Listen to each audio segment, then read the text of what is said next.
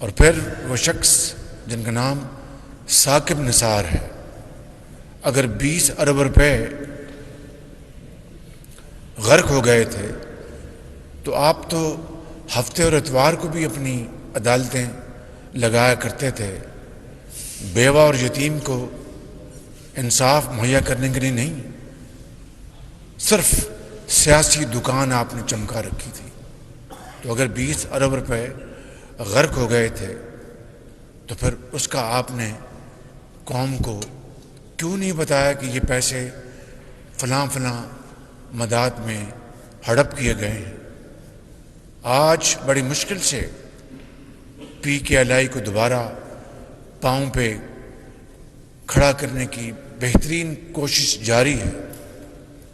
क्योंकि बाद में आने वाली हुकूमत ने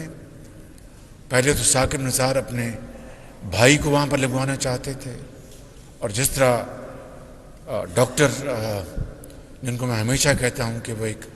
फरिश्ता सिफ्त इंसान है, क्या नाम था उनका, डॉक्टर काजी सईद अख्तर, उनको आप अदालत में बुलाकर उनकी बेइज्जती करते थे, जो अमेरिका से अपनी मिलियंस ऑफ डॉलर्स की तनख्वाह या इनकम छोड़ के पाकिस्तान आए थे कि मैं एक पाकिस्तानी हूँ, अपने वतन जाकर अपने भाइयों और बहनों की मैं